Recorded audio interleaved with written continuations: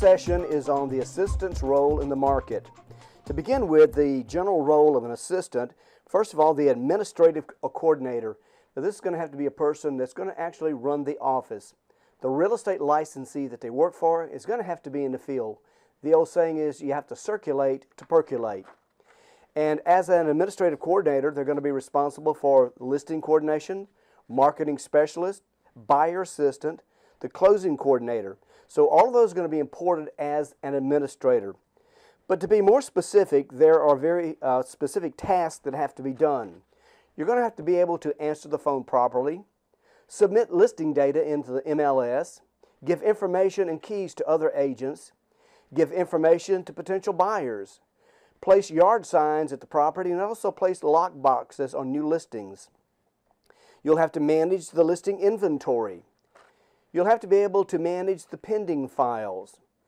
You may also be responsible for the escrow account. Now, let me make a comment about the escrow account. The broker can either hold escrow, or the escrow may go to a third party such as a title company.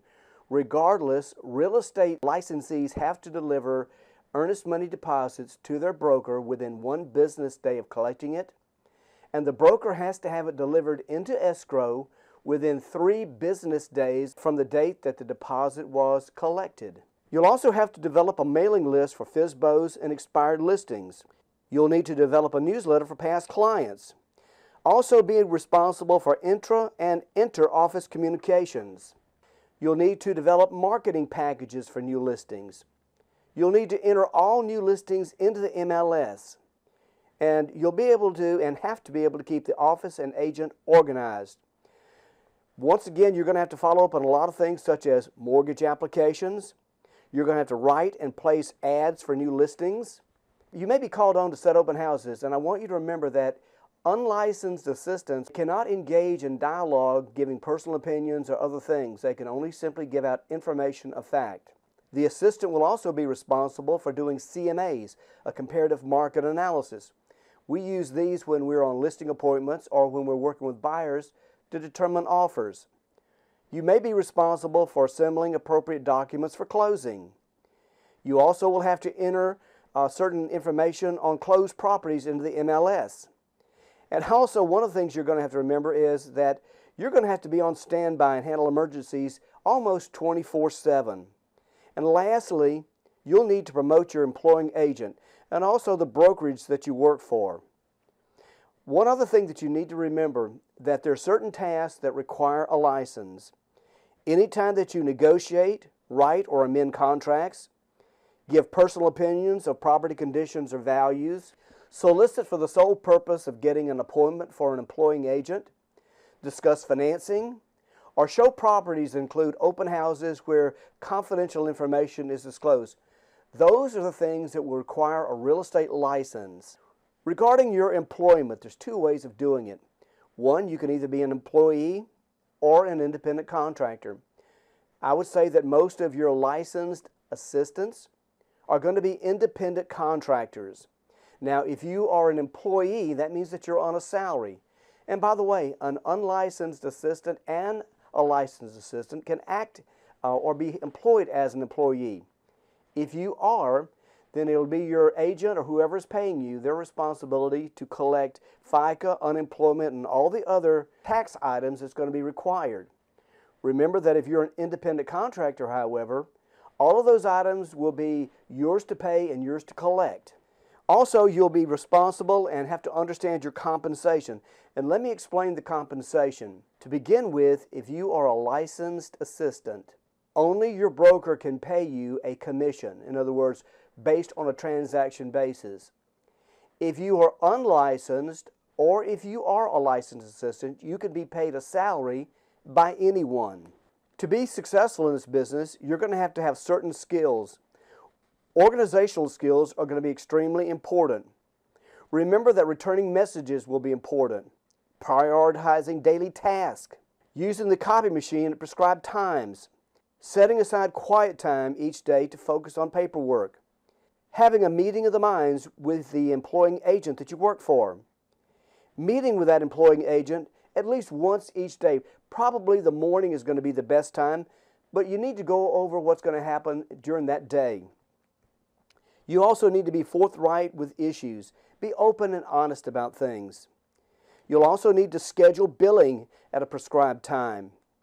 You'll have meetings in the office with others, but make those short and brief. Never have a meeting where nothing is discussed that's important. And you'll need to spend at least 30 minutes of each day prioritizing the next day's task. Now, as far as telephone skills are concerned, this is going to be critical because usually the telephone conversation coming in is going to be your priority because it's going to be most of your job. You've got to control incoming telephone calls. You have to develop great telephone techniques for answering the phone. And let me suggest something, that you've got to be clear and choose your words carefully. And also remember that if you have to put somebody on hold, always ask for permission. You'll have to develop a good message-taking technique. As far as people skills are concerned, this is going to be important as well. I think that discretion and confidentiality is going to be critical. Also, your appearance is going to be important. You need to be courteous, honest to everybody, and be observant of the things around you. And I guess overall, you just need to be personal. In addition to this, you're going to have to be an effective office manager. And there's going to be 3 things that's going to be critical for you. In terms of developing management skills, you have to learn how to develop, organize, and execute. And let me say this about the whole entire process. I believe that when we're talking about organizing and what have you, we're talking about, first of all, setting goals. The goals are the things that we want to do in the future. That's the beginning stages, developing. The organizing is actually developing a business plan. But probably the most important thing that we're going to have to do is to be able to execute. And once we have that business plan in place, then the execution comes, and then we have to evaluate how well we're doing with the task that we set out to do. Time management will also be a concern. Time management is critical in success. And one of the things that we have to say about time management, it allows us to be able to prioritize those most important things that we have to do. The assistant also needs to understand Florida's agency laws. And let me say this, the Florida agency laws are simply laws that dictate how we're supposed to deal with buyers and sellers in the real estate market. It's how we're supposed to treat them. And we have 3 basic authorized agencies that we deal with. And you'll need to check with the agent that you work for to determine what type of agency that is. First of all, we have the no brokerage relationship. And that's a relationship where we have to deal openly, honestly, and fairly. That if we know of any material defects, we have to disclose those. And if we get a deposit, we have to put that in escrow in a timely manner. We also are required to present any and all offers. There is a disclosure for this, and if we're operating in a no brokerage relationship, that disclosure has to be made prior to showing properties. The single agent relationship is the one that carries the most duties that an agent has. It's called fiduciary duties. And probably the biggest fiduciary duty is loyalty. And that is to say that we're looking out for our client's best interest over everyone else. And one of the big things that single agent relationship has is skill, care, and diligence. And this is where we're obligated to do our very best job.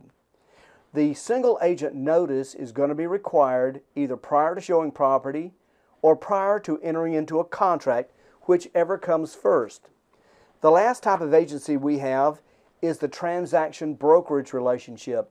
In the state of Florida, we are presumed to be a transaction broker unless we enter into an agreement to be another type of relationship. There are no disclosures if we're acting as a transaction broker.